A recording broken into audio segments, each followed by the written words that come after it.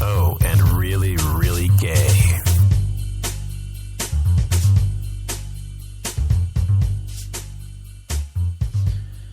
Hi, everybody. Welcome to Brain Purge. It's been a while since I've done a Brain Purge show. I seem to say that at every single show I do. It's been a while since I've done a Brain Purge show. It's been a while since I've done an Off-Limits show. It's been a while since I've done a gay mass show. Let's just say it's been a while. Busy as always, so back here with you to just kind of fill you in on what's coming on, coming out of my brain lately, what I want to talk about. I want to thank you for listening. If you're listening in the archives or listening live or however you're listening, I appreciate it. You can find out more about me if you don't know this already at offlimitshow.com. You can go to Spreaker.com and search for Brain Purge or Off Limits Show or Gay Mass, all the shows I do. Also, I do Acoustic Mass. By the way, just to give you a reminder of the different shows under the Off Limits Show umbrella, they are the Off Limits Show, which is more serious topics like politics, political discussions, whatever, from a gay perspective, or religion or race or something like that. Shows about things that people don't typically, more heavy stuff, basically. And then I have the Brain Purge show, which we're doing here, which I just literally just randomly talk about whatever the fuck I want, whatever's on my mind. No format of any kind, just talk, yak, whatever. Then there's the Gay Mass show, which obviously is about gay rights, gay culture, gay music, gay literature, gay people, gay interviews with celebrities, whatever the case may be. So am I missing something? And there's some other little small shows I do occasionally, but not very often. But those are the primary ones. You can always subscribe to any of these shows on, as I said, on Spreaker.com, but also on iTunes. Spreaker has its own app. You can listen to the shows on your iPhone or iPad or whatever that way. And you can also listen on iTunes, like I said. And if you do, just search for the particular show name, Brain Purge, Acoustic Mass, Off Limits Show, or Gay Mass, and you'll find the shows there that way. So be sure to check me out, listen, and subscribe. And of course, go to the website, offlimitshow.com. And there you can subscribe to the newsletter and get the latest information. You'll get a newsletter once every couple of weeks or so that updates you on the latest shows, et cetera, in case you forget. So be sure to join that as well. And I appreciate you listening. And I want to say thanks to all my listeners over the past for almost 5 years now. I can't believe it's been that long. Has it been 4 or 5 years? It was 2010. So it's been 4 years, but it'll be 5 years next year. It has been it's fun doing this in show, but I don't get to do it as often as I used to because I work so much these days, which is a good thing. I work so much, and the more I work, the more money I make. The more money I make, the more things I can do, and the more things I can accomplish with my life, which is always great. And so it's good, of course. But when you're busy, and it can get really overwhelming. I've been so busy, and I think I've mentioned it previously on other shows, how I'm anticipating to get an assistant again, because I have been so busy, but I haven't done that. I've interviewed people, and it's amazing how difficult it is to find somebody to work with you. I was lucky the first time I had an assistant, or a few years ago, I had an assistant. Her name was Melanie, and she was. She applied just like everybody else. She had just gotten out of interior design school, or she was still in it actually when she started working for me. And she just, she was personable, and although she was a little shy at first, but she was personable, and we got along well. And I met her husband, and then her husband, and her kid. And I all kind of became friends, and I invited them to our wedding, and, we'd go out to dinner with them and stuff occasionally. I mean, so we were, friendly with them. We weren't like best friends or anything, but we were friendly. And it's the strangest thing, a little story I'll tell you about that. So she worked for me for, I guess, a couple years, maybe 3 years. And, she, all of a sudden, her husband was her husband was Irani, or from Iran or whatever. And she was Caucasian and from America, and they had a beautiful kid. He was adorable. And anyway, they were, the reason I'm telling you that is because all of a sudden her father-in-law was deported back to Iran, And then shortly after that, probably a few months later, her husband just disappeared, not to be heard from again. And he was an American citizen. He was born here. He was very American. He didn't have an accent or anything. He was raised here and everything. So he was American. But so I'm not sure what happened to him. And so whenever you would ask her, and then she just kind of disappeared, fell off the face of the earth, stopped returning my phone calls, wouldn't call me back or talk to me really.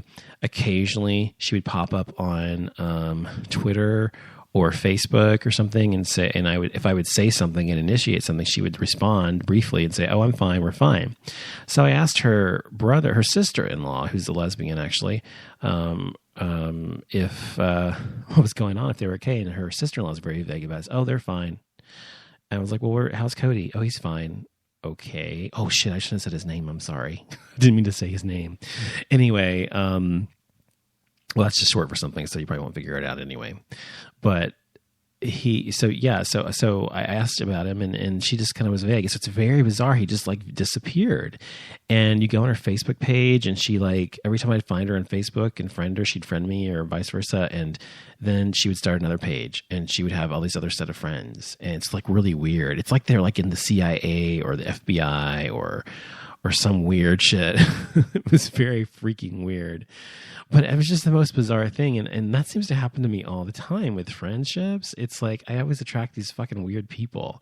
I don't know why. I really don't. I'm really quite normal. I don't understand why I always attract really strange people. And very rarely normal, quote unquote normal people, do I have as friends? I have a few, of course, that I've had for a long time that I maintain, but I seem to attract a lot of really bizarre, fucked up, strange situations. I don't know why.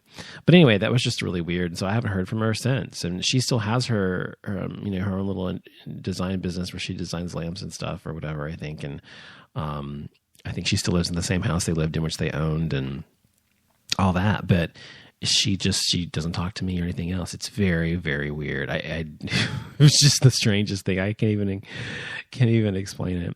But anyway, I got off track there. I just wanted to say that thanks for listening and all that. But lately, since it's been so long since I've done a show, especially a Brain Purge show, a lot's gone on since then.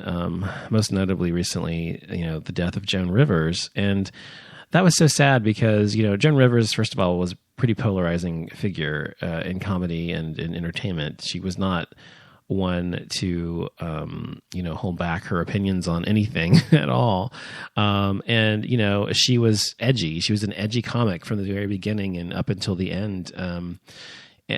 She's always, 81, 83, whatever she was very edgy still. And she would make people uncomfortable sometimes, some of the jokes she would make about people. And she would make me uncomfortable. But that's what's great about comedy, and especially about her brand of comedy, was that it made people think, and it forced people to face prejudices and forced people to face the things that they didn't want to face. And that's why people are uncomfortable about themselves or about other people or whatever the case may have been.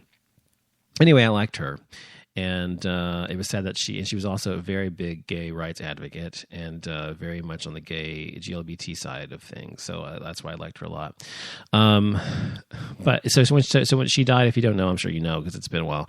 But she died from a surgery. She was having a thoracic surgery or something on her thorax or her throat or esophagus or something like that.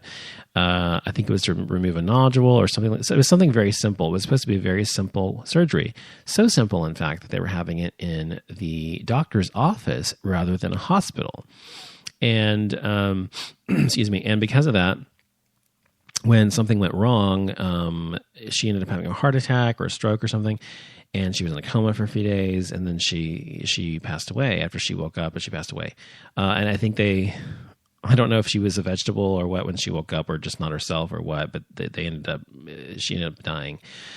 So anyway, she died at 83 or whatever, and she left all of everything she owned in her life to her daughter, to whom she was extremely close. Joan and Melissa, they were very, very close. And they did like a mini series about their lives that they played themselves in, which is different. On Lifetime, I think it was about, 10 years ago. And, Joan Rivers was married and her husband committed suicide, killed himself. I think that was her.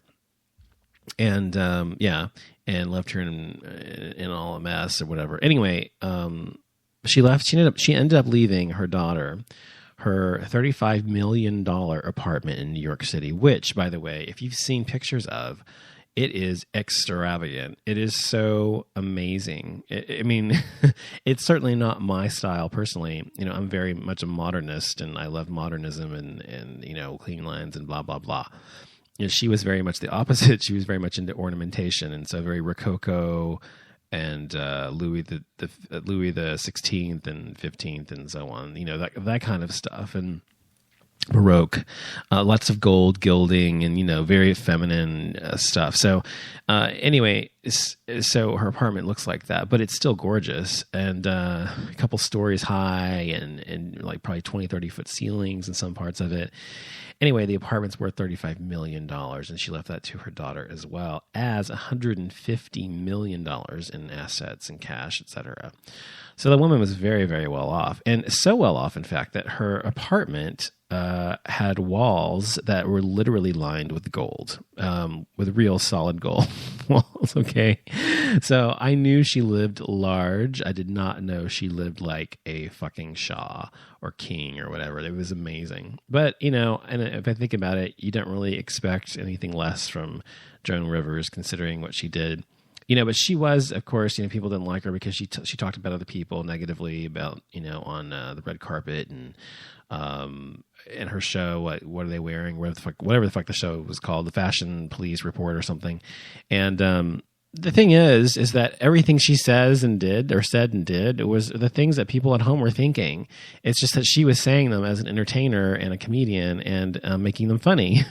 The jokes, even though they were cutting and biting, they were funny.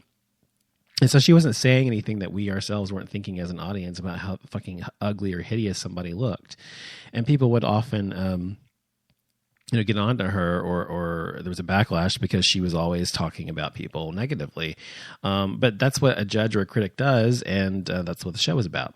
So I was all fine with her. But anyway, it's too bad she's gone. Speaking of comedians, by the way, women in the media and stuff, if you don't watch The View, which a lot of gay people do, especially gay men, and I've watched The View since the very beginning, this year has been a huge turnover in people. They got rid of Sherry Shepherd. Barbara Walters left after starting and founding the show 15 years ago or whatever it was, or 18 years ago, whatever it was. And Jenny McCarthy was fired, or she quit or whatever as well. So all that's left literally is Whoopi Goldberg, whom I adore and love, and she's the moderator of the show. But she was the last one standing. And so they brought back Rosie O'Donnell, who is a huge, huge figure. Oh, that sounded so bad. I mean, she was a huge, huge figure in entertainment. And she's lost a great deal of weight. She looks wonderful. She looks great. She's lost so much weight. It's so obvious. She had a heart attack, I think last year, and apparently she's changed her eating habits and working out and everything, and she looks amazing. I think she looks great. And then they're bringing on this other woman. I can't remember her name, but she's a conservative. I've seen her before, and I recognize her face. And I can't remember her name, but she's on the show as well as the conservative point of view. And then, of course, we have Rosie Perez, whom I also adore and love. So then now they have, I think it's great because now it's really a diverse cross-section of women, because you have a lesbian, you have a Latina, you have an African-American, and you have a conservative Caucasian. So I really do think that is a true representation of American women today. They are primarily representing the primary demographics that America has, and I think that's great. And that's what they've needed to do for a long time. Really represent everybody in America's view. Not that everybody on that panel represents everybody in their segment of society. Whoopi Goldberg, of course, does not speak for every black person, and